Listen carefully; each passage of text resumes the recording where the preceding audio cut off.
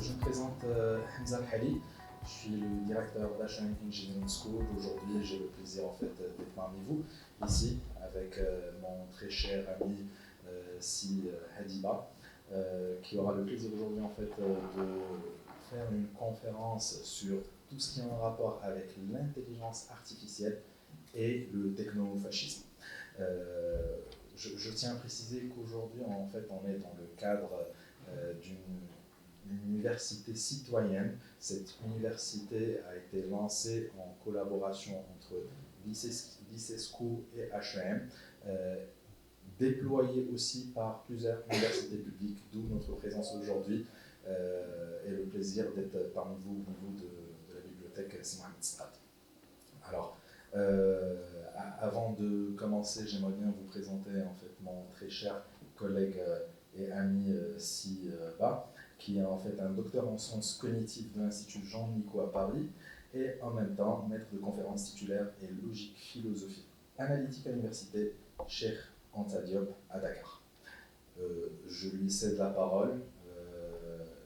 On aura l'occasion par la suite, à la fin de sa présentation, d'échanger en période questions-réponses pour mieux développer les différents points à traiter. Merci.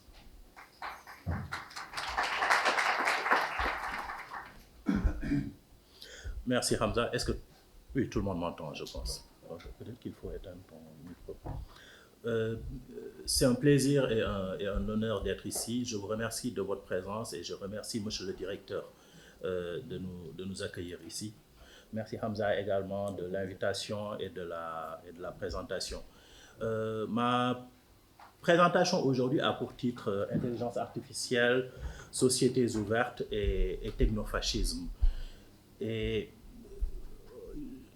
au-delà des GAFAM, Google, Apple, Facebook, Amazon, Microsoft, nous vivons actuellement une révolution et c'est la révolution de l'intelligence artificielle. Donc, cette révolution a également des conséquences qui sont qu'il y a eu une résurgence d'une politique basée sur ces évolutions technologiques-là. Et cette politique-là, malheureusement, est une politique fasciste. Et c'est pour ça que je l'ai appelé technofascisme ici. Dans cette conférence, je vais parler de la révolution de l'intelligence artificielle. Et puis après, je vais développer la notion, je vais montrer, illustrer ce qu'est le technofascisme. Et je vais après réfléchir sur cette nouvelle forme politique-là et montrer pourquoi, selon moi, le technofascisme, malgré ses succès actuels, est destiné à échouer. Donc ça, c'est en gros la conférence. Je pense qu'on peut rentrer maintenant. Bon, maintenant allons en détail.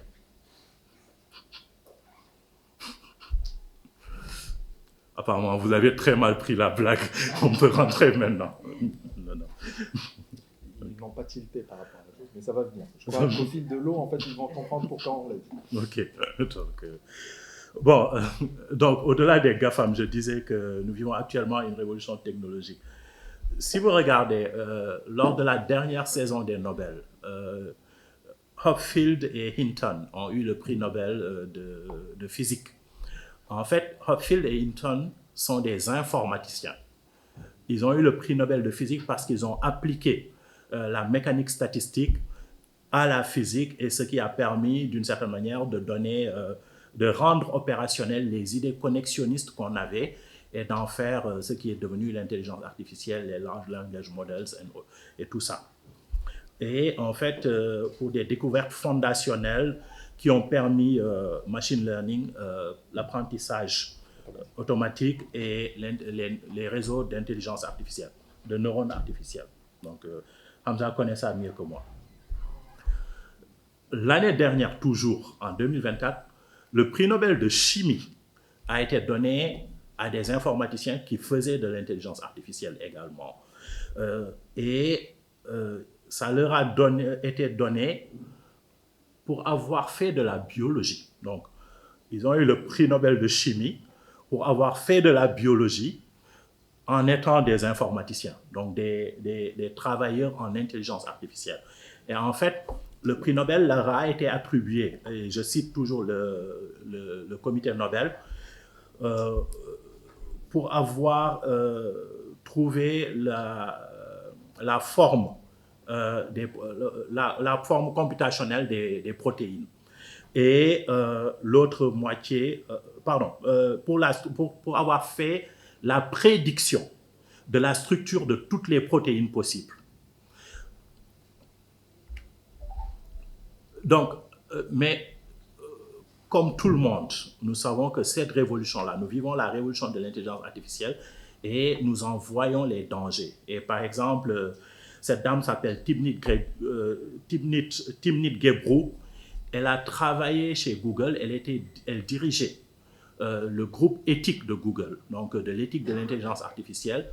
Et en 2020, elle a écrit un article où elle dit en gros que les large language models sont des perroquets aléatoires qui ont un impact négatif sur l'environnement, qui coûtent cher, qui sont inscrutables, c'est-à-dire que nous ne comprenons pas ce que ces language models-là font, et en plus qui eux-mêmes ne comprennent pas ce qu'ils font. Et qui diffusent de la désinformation. Donc, on a toute cette problématique de la diffusion de la désinformation sur Internet. Quand vous êtes sur WhatsApp, quand vous êtes sur TikTok, quand vous êtes sur Google, vous recevez beaucoup d'informations. Quand vous êtes sur Facebook, beaucoup d'informations. Et la plupart des informations que vous recevez sont fausses. Et non seulement sont fausses, mais en plus sont intentionnellement fausses pour déstabiliser les sociétés. Et elle dit que c'est la structure même de ces large language models-là qui facilitent la diffusion de la désinformation et en plus qui renforcent les biais présents dans le corps social, que ce soit les Noirs, les Arabes, les Mexicains aux États-Unis. En fait, les systèmes automatiques d'intelligence artificielle sont tels que, étant dans un pays qui a ces biais raciaux-là, ils les amplifient. Et quand ces systèmes sont utilisés, par exemple, par la police, de manière disproportionnée, ils vont cibler certains groupes raciaux. Donc, et en fait, quand elle a écrit cet article, elle a été virée de Google pour avoir écrit cet article en 2020. Après, elle a créé sa propre société de recherche sur ces questions-là, mais elle a été virée de Google. Autre personne, Thibaut Prévost, qui est un journaliste, et qui dit la chose suivante: arrêtons pour de bon de donner du crédit aux entrepreneurs de la tech. Depuis le début de la décennie 2020, le technocapitalisme ne fonctionne plus que par vagues d'hallucinations successives, suivies de très brèves périodes de lucidité. La Silicon Valley semble bloquée dans un trip d'acide qui ne redescende pas et dont l'IA n'est que la plus récente hallucination. L'idée, en fait, ce que dit Prévost ici, c'est que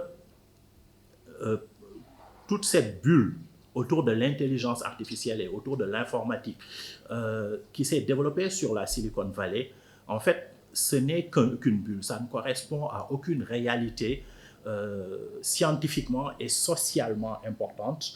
Et ça, en plus, c'est mené par des capitalistes qui sont uniquement à la recherche d'argent et de pouvoir. Et donc, c'est un danger pour l'humanité et c'est inutile. Donc, du coup, il faut vraiment qu'on arrête de donner de l'importance à cette bulle-là. Une question qui se pose, on a le comité Nobel qui donne le prix Nobel à deux acteurs majeurs de l'intelligence artificielle dans des domaines différents. Et on a ces gens-là qui nous disent que c'est une bulle, c'est dangereux pour l'humanité, etc. Qu'en est-il exactement? Est-ce que ces critiques sont justifiées ou pas? Si je prends Demis Hassabis, c'est l'un des deux qui ont eu le prix Nobel de chimie. L'un des trois qui ont eu le prix Nobel de chimie. Et quand vous prenez ce que Hassabis a fait, ce que Hassabis et Jumper ont fait, ça équivaut, il le dit, à plus d'1 milliard d'années de travail de doctorants en chimie. Si vous vous souvenez bien, Google DeepMind a fait une machine qui a battu le champion du monde de jeux de Go. Et quand ils ont fini ça, quand ils ont battu le champion du monde de jeux de Go, la question de Hassabis, c'était de savoir comment on peut utiliser ça pour faire de la science. Quel est le problème scientifique important qu'on peut résoudre grâce à l'intelligence artificielle. Et c'est dans l'avion, revenant vers de ce jeu-là, qu'ils ont décidé que la structure des protéines, c'était quelque chose d'important qu'il fallait régler. En un an, ils ont réglé ce problème-là. Et en fait, ce qu'ils ont fait, ça équivaut à 1 milliard d'années de travail de doctorants en biochimie. Et non seulement ils ont fait ça, mais en plus, ils ont donné gratuitement le travail qu'ils ont fait à l'humanité. Ils ont distribué ça gratuitement. Et actuellement, toutes les grandes compagnies pharmaceutiques utilisent Google DeepMind pour soigner des maladies, pour faire de la recherche, comprendre les maladies, comprendre les maladies et essayer de soigner des maladies. Donc, on ne peut pas dire qu'on est dans une bulle qui ne sert à rien. Donc, on est dans quelque chose de réel, d'important et d'utile. Ça, c'est une chose. Et malgré cette indéniable utilité, je pense qu'on ne peut pas non plus nier les dangers de l'intelligence, de la trajectoire actuelle de l'intelligence artificielle. Et Demis Hassabis lui-même l'a reconnu en affirmant qu'il y en avait deux. D'une part, la capture de l'intelligence artificielle par des acteurs malveillants et d'autre part, les risques internes. C'est exactement la même chose que dit Geoffrey Hinton, qui a eu le prix Nobel de physique cette année. Si vous vous souvenez bien, Geoffrey Hinton a démissionné de Google il y a 2 ans maintenant, je pense. Avant d'avoir le prix Nobel, il a démissionné de Google. Il était en même temps à l'université de Toronto et à Google. Et à un moment, il a démissionné de Google en disant que les recherches qu'il faisait étaient en train de devenir trop dangereuses. Et pour Geoffrey Hinton, il y a les dangers à court terme que nous voyons tous. Le fait que l'intelligence artificielle, par exemple, a permis de créer des chambres de résonance, des bulles dans lesquelles les gens sont ensemble, ont les mêmes idées et se battent contre les autres. Donc ça a contribué à diviser les sociétés dans lesquelles nous sommes. Ça a été utilisé par des gouvernements autoritaires pour la surveillance, ça a été utilisé également par la criminalité, pour le phishing par exemple. Et en fait, tous ces risques en fait sont des risques de court terme. Mais ce qui a vraiment effrayé Geoffrey Hinton, c'est les risques, ce qu'il voit comme des risques de long terme. Et l'idée de Geoffrey Hinton, c'est que, comme le dit Timnit Gebru, on ne comprend pas ce que fait l'intelligence artificielle. Et qu'est-ce qui se passera si nous avons une intelligence artificielle qui devient consciente et qui a ses propres buts, donc qui commence à avoir ses propres buts. Je vais prendre un exemple très simple. Vous dites à une intelligence artificielle qu'il faut veiller à ce que l'humanité survive. Disons ça. Supposons qu'il y ait une maladie qui se répand dans la population. Une manière logique d'arrêter la maladie, c'est de tuer tous les malades. Si vous tuez rapidement tous les malades, normalement, le reste, les personnes qui n'ont pas la maladie, ne vont pas l'avoir et l'humanité va survivre. Ou les confiner. Oui, mais confiner, c'est pas sûr que ce soit efficace. Donc, vous voyez, quand vous êtes un humain et que vous faites le calcul, vous n'allez jamais envisager la possibilité que si vous tuez tous les malades, vous réglez le problème. Mais en fait, une machine n'a aucune raison de ne pas penser ça. Et plus on va s'appuyer sur l'intelligence artificielle sans savoir comment l'intelligence artificielle pense, plus on a le danger qu'un jour, une intelligence artificielle décide quelque chose qui va éliminer la majeure partie de l'humanité ou qui va éliminer une partie, etc. etc. Par exemple, pour régler la pollution, vous pouvez vous dire que, en gros, si vous prenez les parties du monde qui polluent le plus et que vous les éliminez, la pollution va être réglée. C'est bon pour l'Afrique de dire ça, mais bon, c'est pas sûr que ce soit une solution souhaitable. Et en fait, l'intelligence, c'est une solution qui est rationnelle. Donc, si on ne sait pas comment pense l'intelligence artificielle, on peut se retrouver, nous dit Hinton, dans ce genre de situation-là. Et pour conserver sa liberté de s'exprimer sur ces questions-là, Hinton a démissionné de Google.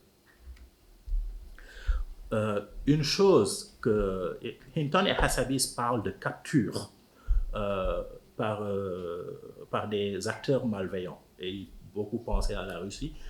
Ils ne s'attendaient pas à ce que j'appelle la tentation technofasciste envahisse et domine les sociétés ouvertes.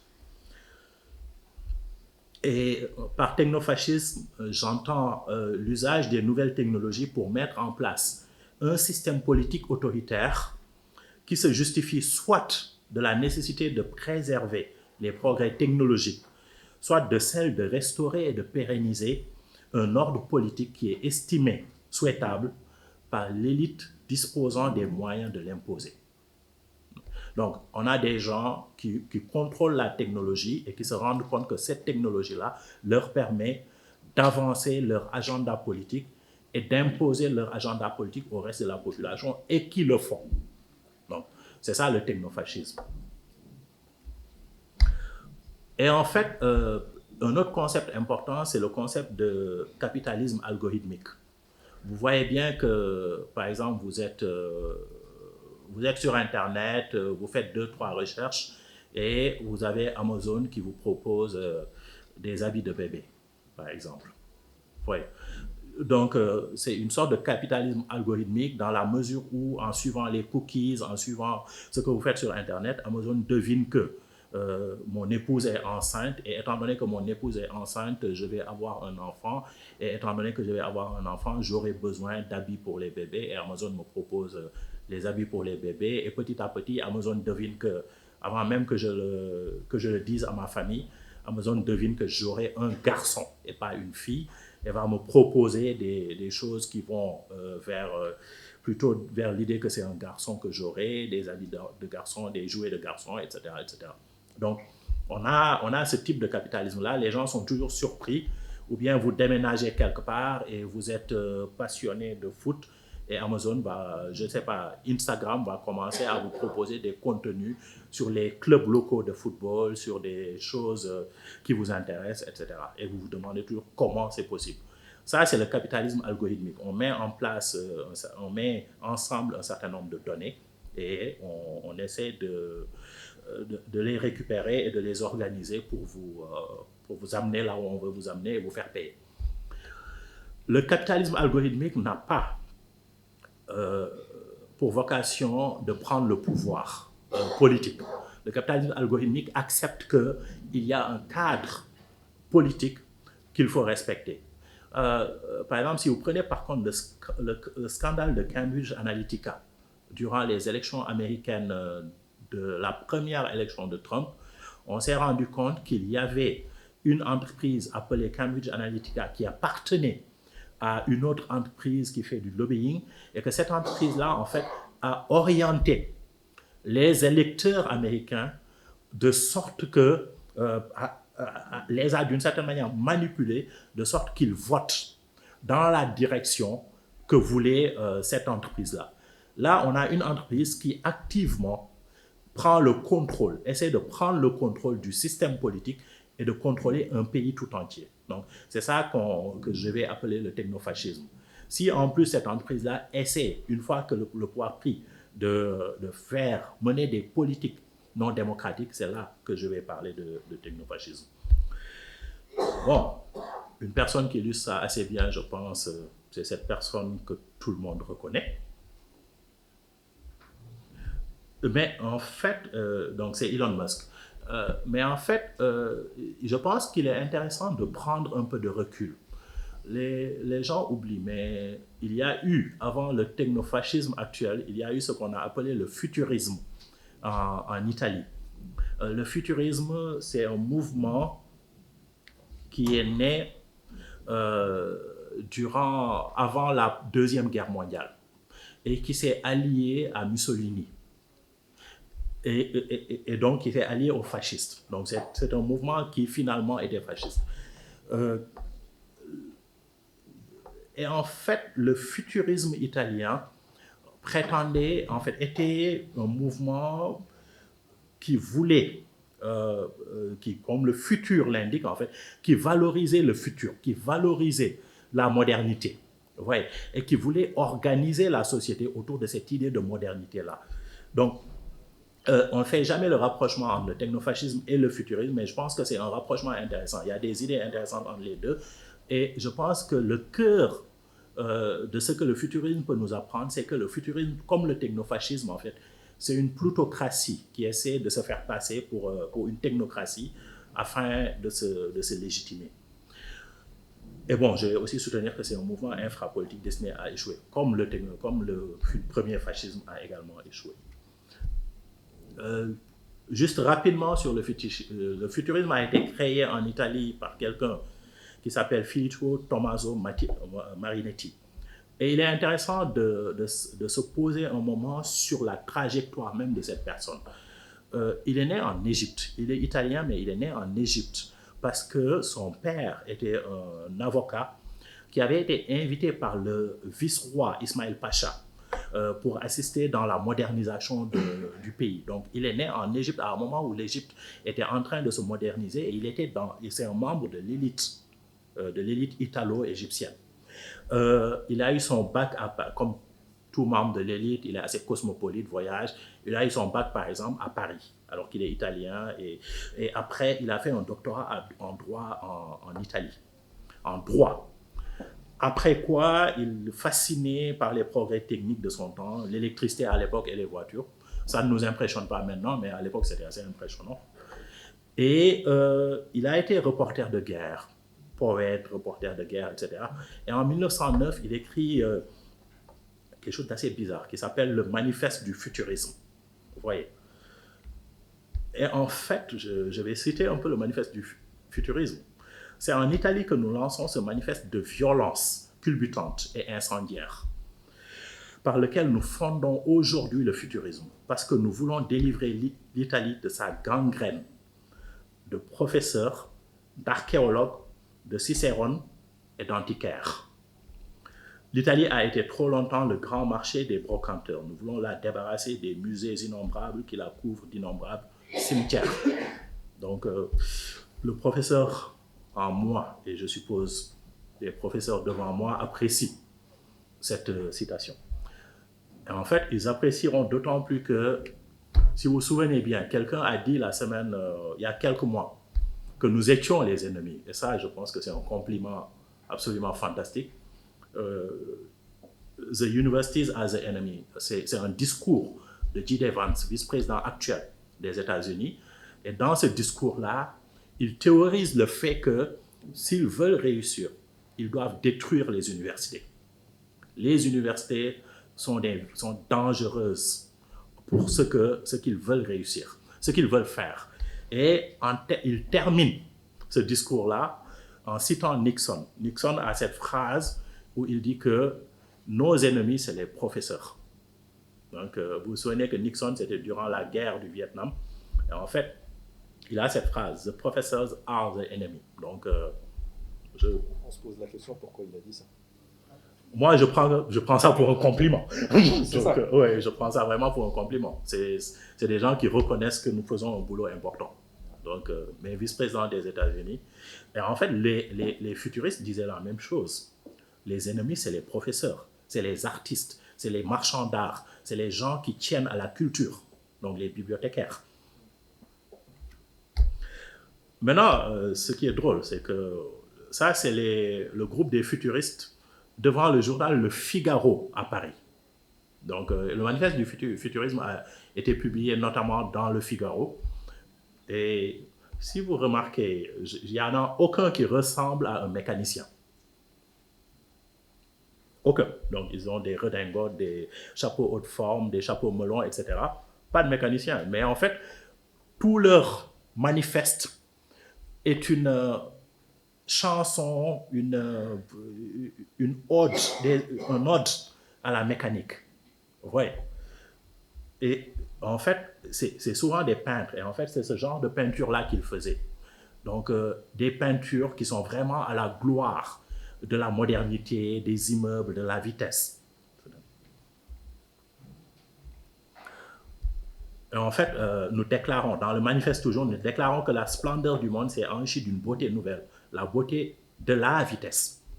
Une automobile de course avec son coffre orné de gros tuyaux, tels des serpents à l'haleine explosive, une automobile rugissante qui a l'air de courir sur de la mitraille est plus belle que la victoire de Samothrace. Vous vous souvenez que la victoire de Samothrace est toujours au Louvre. Donc, et en fait, le futurisme revendique explicitement le mépris du passé. Donc, l'Italie, en fait, est une société traditionnelle. On a Florence, Rome, etc. Tous les monuments, tous les musées, ils disent non, ça, il faut détruire ça. L'aristocratisme inégalitaire, les gens ne sont pas égaux, les femmes sont nos inférieures, les autres nations, on les aime pas, etc. Donc, ils revendiquent ça. Ils revendiquent la violence. En fait, on est violent parce qu'on est des mecs, on dirige, on veut tuer, etc. Ils revendiquent ça. Le machinisme et le culte de la vitesse, bien sûr. Et le culte de la modernité qui est vu comme la beauté standardisée plutôt que la beauté oratique. On parle de beauté oratique quand on considère que l'art, en fait, c'est une expérience unique.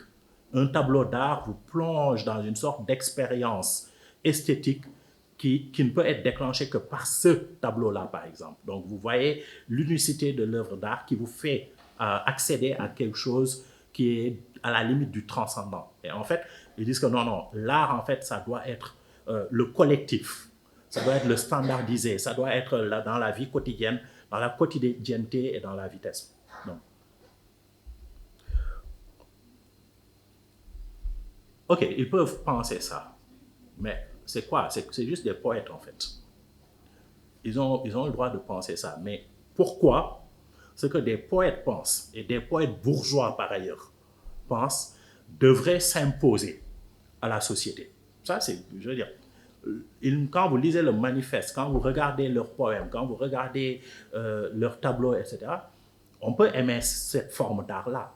Mais une forme d'art ne fait pas une politique. Une esthétique n'est pas une politique. Pourquoi cette esthétique-là devrait s'imposer au reste de la population? C'est la même chose, en fait, quand vous y réfléchissez avec les technofascistes américains actuels. Ils ont une idée politique. Mais de quel droit Elon Musk prend le contrôle du gouvernement américain et décide que ça, c'est utile, ça, c'est pas utile? Cette question-là, les gens ne se posent pas cette question-là. Et en fait, au-delà d'Elon Musk, sous le technofascisme américain, Elon Musk, c'est le visage de ce technofascisme-là. Mais derrière Elon Musk, il y a des gens comme Alex Karp et Peter Thiel qui dirigent, en tout cas à qui appartient une société qui s'appelle Palantir, qui est une société qui travaille avec la défense nationale américaine. Vous voyez. Et Alex Karp dirige Palantir. Et par exemple, Alex Karp est gardé 24 heures sur 24 par l'armée américaine parce qu'il est important pour la sécurité nationale même. Ouais. Très récemment, il y a moins d'1 an, il dit la chose suivante. Palantir est ici pour disrupter,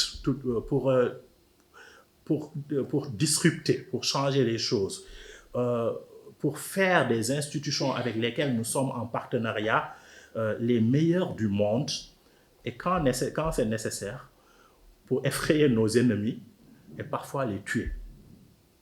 Oui. La disruption, de toute manière, expose les choses qui ne fonctionnent pas. Il y aura des hauts et des bas, mais c'est une révolution. Certaines personnes vont avoir leur tête coupée. Nous espérons, nous attendons à avoir des choses inattendues, mais à gagner. En fait, ça, c'est pas de la pensée. Je veux dire, c'est enfantin en tant qu'homme d'affaires dirigeant l'une des entreprises les plus importantes au monde, de convoquer des journalistes et de dire que des gens vont mourir, on va tuer des gens, on va couper des têtes, etc. C'est pas mature. Ouais. Oui, si vous faites la guerre, vous tuez des gens, mais ce n'est pas des choses dont on se vante normalement. Même chose avec Peter Thiel, qui est moins flamboyant que Alex Karp, mais en même temps, il dit, en 2009 déjà, il écrit un article où il dit la chose suivante. Je dois avouer que durant les 2 dernières décennies, j'ai changé radicalement sur la question de la manière d'accomplir nos objectifs. Et leurs objectifs, soi-disant, c'est le capitalisme et la société ouverte. Il dit de manière importante, je ne crois plus que la liberté et la démocratie soient compatibles. D'accord. Et en fait, il ajoute quelque chose d'assez élitiste. Il dit que, contrairement au monde de la politique, dans le monde de la technologie, les choix des individus peuvent être essentiels. Le destin du monde peut dépendre des efforts d'une seule personne qui construit et propage une machinerie de la liberté qui rend le monde plus libre, plus sûr, pour le capitalisme.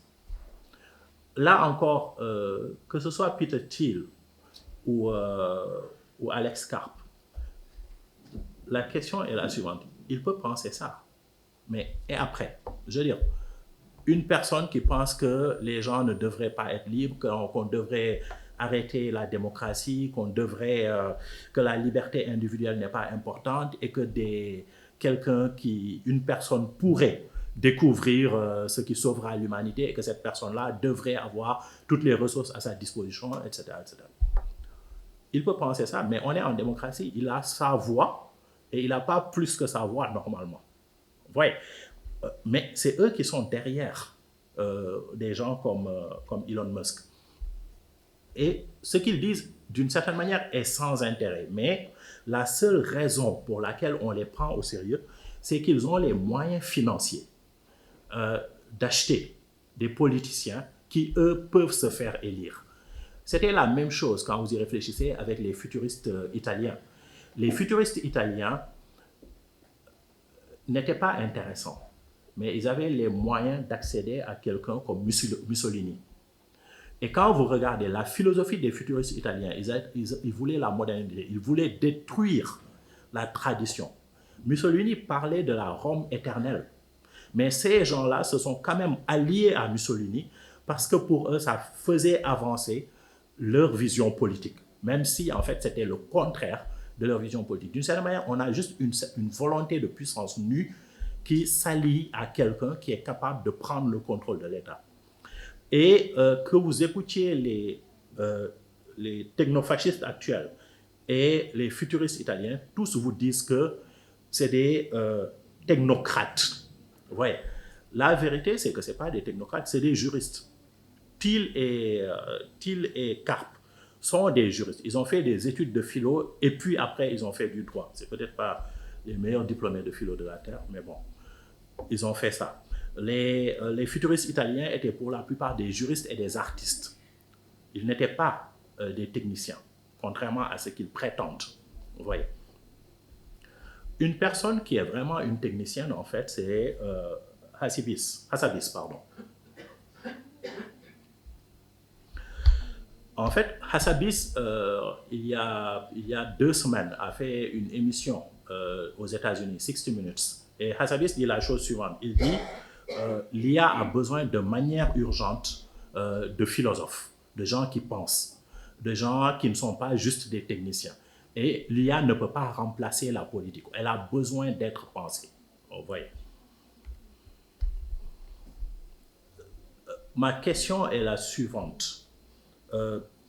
Pourquoi Hassabis ne préconise pas une technocratie? Lui, c'est un technicien. Pourquoi ne préconise-t-il pas une technocratie? Ouais. Et en fait, je vais soutenir dans la suite de cette présentation que le technofascisme est prédiqué sur un mensonge. en ce qu'il prétend instaurer une technocratie alors qu'il est une plutocratie. Une plutocratie, c'est le gouvernement des riches. Ouais, les riches gouvernent parce qu'ils sont riches. Ouais. Une technocratie, c'est le gouvernement des capables, des experts. Donc, et quelqu'un comme, si vous écoutez Peter Thiel, Alex Karp, etc., ils vous diront qu'ils sont des technocrates. Mais en fait, quand vous regardez, la seule raison pour laquelle ils occupent la station qu'ils occupent, c'est parce qu'ils sont riches. Et donc, c'est des plutocrates plutôt que des technocrates. Et en fait, je vais dire, en gros, ce que je vais montrer dans la suite de mon propos, c'est que la plutocratie ne marche pas parce qu'elle manque de mécanismes fiables d'accès au vrai. Pour le comprendre, on va commencer par définir la politique, par un paradoxe en fait. Le paradoxe, ce que j'appelle le paradoxe de la politique. Définissons la politique comme l'activité qui permet de prendre et de conserver le pouvoir afin d'organiser la société. Si je dis ça, la prise et la conservation du pouvoir sont incompatibles avec la vérité ou la véracité absolue. Par exemple, si vous êtes dans une démocratie, vous voulez vous faire élire, vous allez promettre des choses que vous ne pouvez pas faire. Vous voyez? Donc du coup, la vérité absolue ne permet pas de prendre le pouvoir. Si vous dites aux gens que de toute manière, on ne pourra pas régler les problèmes économiques que vous avez, les gens ne vont pas voter pour vous. Donc vous avez besoin d'une certaine manière, d'une certaine dose de mensonge. Ou alors vous avez besoin de convaincre les gens que vous méritez cette place-là. Vous voyez? Donc ça, c'est une chose. Je vais, par contre, la vie en société, la pérennité du système politique n'est pas possible si on n'a pas des politiques qui sont fondées sur la vérité. Du coup, ça veut dire que la politique a besoin de la vérité, même si la vérité et la politique sont incompatibles. Donc, on ne peut pas prendre le pouvoir en disant la vérité, mais on a besoin de la vérité quand on gère un État. Ça, c'est ce que j'appelle le paradoxe.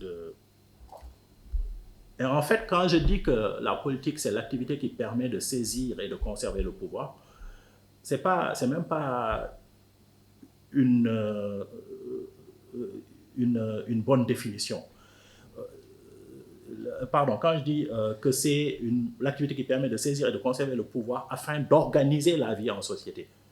En fait, même ce que j'ajoute, organiser la vie en société, d'une certaine manière, c'est secondaire par rapport à la politique. La politique, ça sert juste à prendre le pouvoir, à saisir le pouvoir et à le conserver. C'est ça la politique.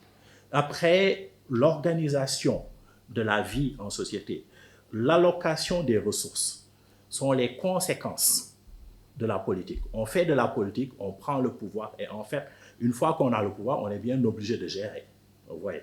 Et donc ça, c'est les conséquences de la politique. Et paradoxalement, des gens qui ont vu ça bien, c'est des gens qui ont écrit en science-fiction, quelqu'un comme George Orwell ou Ira Levin montre assez bien dans leur livre de science-fiction que la fin du pouvoir, d'une certaine manière, c'est le pouvoir. Orwell l'écrit assez bien quand il dit, dans la dernière partie de 1984, vous avez O'Brien qui parle à Smith et qui lui dit, nous ne nous intéressons pas au bien d'autrui, mais uniquement au pouvoir. Pas la richesse, ni le luxe, ni la longévité, ni le bonheur, seulement le pouvoir pur. Nous sommes différents de toutes les oligarchies du passé car nous savons ce que nous faisons. Toutes les autres, même celles qui nous ressemblaient, étaient lâches et des hypocrites. Nous savons que personne ne prend le pouvoir avec l'intention d'y renoncer. Le pouvoir n'est pas un moyen, c'est une fin. On n'établit pas une dictature pour sauvegarder une révolution, on fait la révolution pour établir une dictature. L'objet de la persécution est la persécution, l'objet de la torture est la torture, l'objet du pouvoir est le pouvoir. Vous commencez à comprendre? Donc ça, c'est une assez longue citation de Orwell. Mais en fait, Levin dit la même chose. Et en fait, le philosophe Lewis Gordon le montre dans son œuvre philosophique également, c'est que la politique, c'est d'abord contrôler le pouvoir. Après, une fois que vous contrôlez le pouvoir, c'est là que vous pouvez faire le bien ou faire le mal. Donc ça veut dire que si vous voulez faire le bien, ok, vous devrez faire de la politique. Et si vous faites de la politique, vous devrez faire des compromis. Vous devrez vous donner les moyens d'occuper un poste. Et quand vous occupez ce poste-là, là, vous pouvez mener le programme que vous voulez mener. La finalité de la politique, c'est de pouvoir faire ce qu'on veut faire. Ça ne va pas dans l'autre sens, en fait. Donc la question de la capture du pouvoir est différente de la question de l'exercice du pouvoir.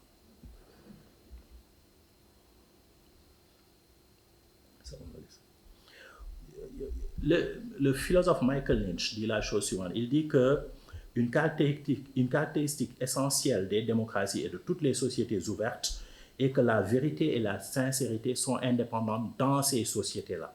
Dans une société ouverte, quand la norme de vérité est affaiblie, les sociétés ouvertes ne fonctionnent plus. Et ce qu'il appelle les mensonges à visage découvert sont une démonstration de puissance qui est incompatible avec les valeurs démocratiques. Un mensonge à visage ouvert, c'est quand, par exemple, je dis que sa veste est rouge. Vous voyez, si nous sommes dans un débat politique et je lui dis ta veste rouge là, etc., quand je dis ça, nous voyons tous que sa veste est noire, j'espère. Mais si je dis ça, mes partisans, en fait, la question pour mes partisans devient est-ce qu'ils vont m'approuver ou pas? Vous voyez? Et quand je dis ça, je suis en train de demander à mes partisans d'approuver quoi que je dise. Vous voyez? Et ça, en fait, je suis en train de montrer aux gens que je suis capable, je veux faire ce que je veux.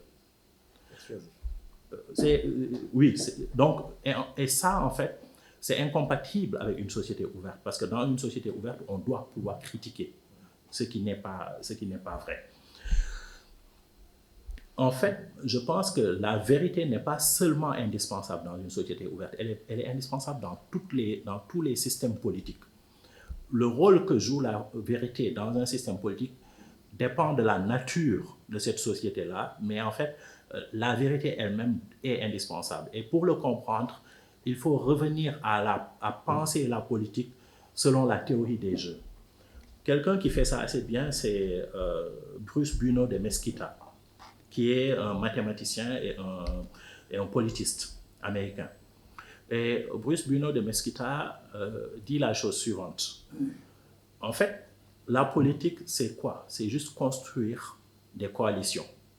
Vous voyez, si vous êtes dans n'importe quel système politique dans lequel vous êtes, il y a ce qu'on appelle les courtiers du pouvoir, c'est-à-dire les gens qui sont capables de vous donner le pouvoir. Et si vous faites de la politique, votre rôle, c'est de faire de sorte que ceux qui sont capables de vous donner le pouvoir vous donnent le pouvoir. Vous voyez? Donc, dans certains systèmes, ça va être une personne. Dans d'autres systèmes, ça va être une dizaine de personnes. Dans d'autres systèmes, ça va être l'armée. Dans d'autres systèmes, dans une démocratie, c'est tout le monde normalement. C'est un vote, donc ça veut dire que tout le monde est un courtier du pouvoir en démocratie. Vous voyez? Et en fait, pour accéder au pouvoir, il faut l'aval des courtiers du pouvoir. Et c'est ça qui fait que dans les régimes démocratiques, on a besoin de la vérité, on a besoin d'une population éduquée. Parce que tout le monde est courtier du pouvoir, donc il faut que les courtiers du pouvoir aient accès à la vérité pour élire la personne qu'il faut élire. Ce n'est pas le cas quand les courtiers du pouvoir ne sont pas toute la population. Vous voyez,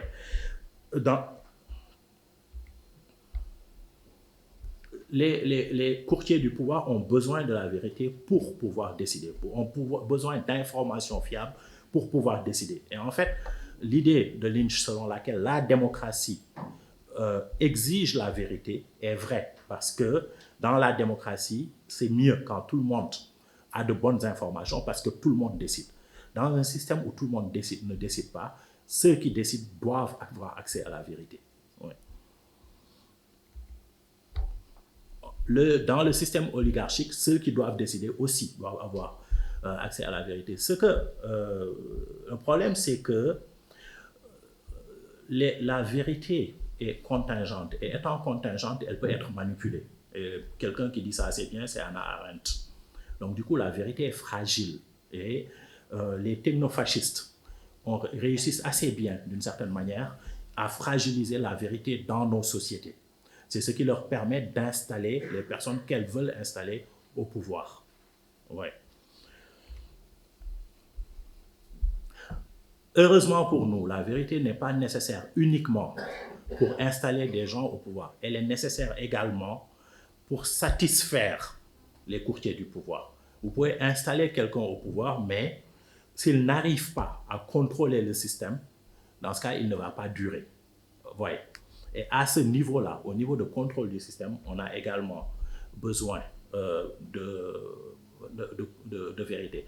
Parce qu'en fait, pour satisfaire les courtiers du pouvoir, les courtiers du pouvoir ont des besoins. Et pour satisfaire ces besoins-là, si c'est la population entière, la population a besoin d'être soignée, d'être nourrie, etc., etc. En démocratie, il y a un minimum d'assurance économique que vous donnez à la population si vous voulez garder le pouvoir. Vous voyez, si c'est autre chose, si c'est un autre système, vous avez également des gens que vous êtes obligés de satisfaire. Mais pour satisfaire des gens, il faut avoir, par exemple, si vous êtes en démocratie, il vous faut une théorie économique qui fonctionne si vous voulez pouvoir satisfaire la population.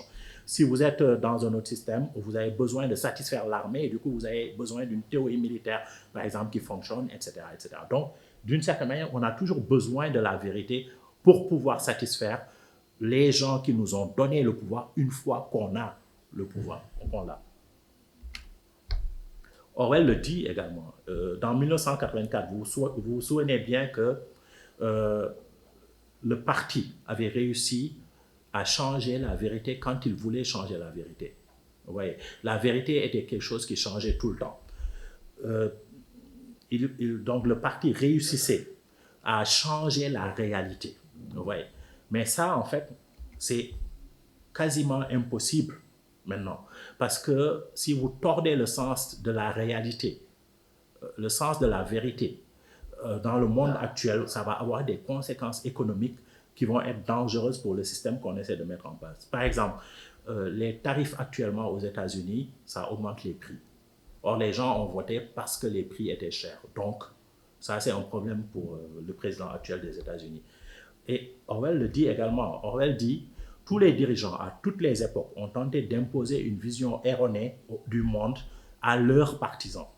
Mais ils ne pouvaient pas se permettre d'encourager une illusion qui aurait eu tendance à nuire à l'efficacité militaire. En philosophie, en religion, en éthique ou en politique, 2 et 2 peuvent faire 5. Mais lorsqu'il s'agit de concevoir un canon ou un avion, il faut faire 4. Les nations inefficaces sont toujours vaincues tôt ou tard. Et la lutte pour l'efficacité est contraire aux illusions. De plus, pour être efficace, il faut savoir tirer les leçons du passé, ce qui implique d'avoir une idée assez précise de ce qui s'est passé dans le passé. Certes, les journaux et les livres d'histoire ont toujours été colorés et biaisés, mais une falsification comme celle qui est pratiquée aujourd'hui aurait été impossible. Oui. En fait, on a besoin d'avoir des données fiables. Donc, aucun système ne peut prendre le risque de ne pas former des experts et des scientifiques et de ne pas leur donner le pouvoir de décision dans leur domaine, quelle que soit leur capacité intrinsèque à rechercher et à contrôler le pouvoir. Ouais. Même si un expert ne peut pas devenir, ne peut pas chercher le pouvoir parce que ça ne l'intéresse pas, vous avez besoin dans votre système d'avoir des experts. Et en fait, le problème avec les experts, c'est qu'ils ne vous disent pas ce que vous voulez entendre. Ils vous disent ce qu'ils estiment être la vérité. Donc, ça, la liberté de pensée et de ton, elle est liée à l'expertise. Ouais, vous ne pouvez pas empêcher un expert de vous dire ce qu'il pense. Ouais. Et vous avez besoin qu'il vous dise ce qu'il pense, même si ça ne vous plaît pas. Sinon, ça donne le lysenkisme, par exemple, sous Staline, quand une théorie génétique mauvaise a été appliquée à créer de la famine. Et en fait, ce n'est pas spécifique aux démocraties. On a besoin, quel que soit le système, d'une boucle de rétroaction entre la réalité et les détenteurs du pouvoir. En fait, d'une certaine manière, les autocraties ont besoin d'une meilleure élite que les démocraties. Parce que dans une démocratie, tout le monde décide, c'est l'intelligence collective. Dans une autocratie, vous avez besoin d'avoir une bonne élite. Je vais vous donner un exemple. Selon vous, quel est le pays qui a le plus de diplômés? Quel est le pays non américain qui a le plus de diplômés de l'enseignement supérieur d'élite américain dans son gouvernement? Quelqu'un? Oui, allez-y. L'Inde, la Chine, l'Iran.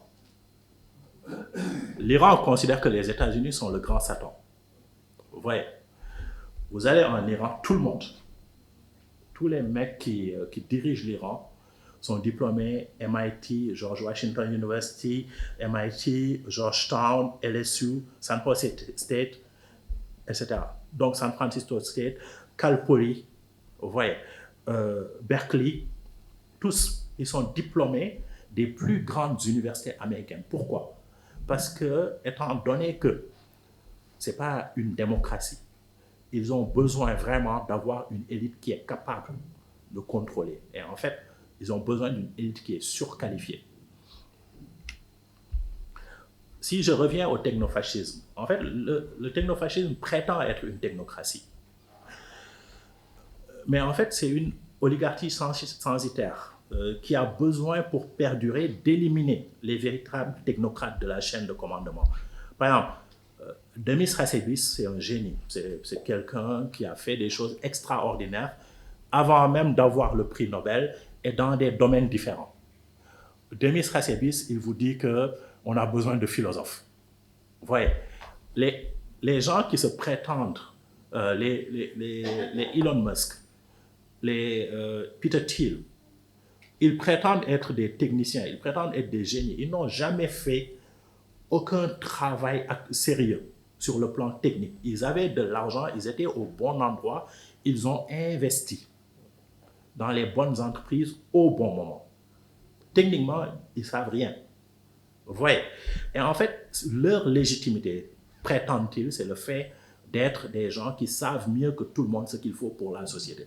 Ils ne savent pas ce qui est bien ou pas pour la société. Et en fait, pour qu'ils réussissent, ils ont besoin que la société tout entière soit enfermée dans des bulles informationnelles où tout le monde se bat sur des questions raciales, sur des questions de genre, sur des questions autres sociales, pour qu'eux, ils puissent garder le pouvoir.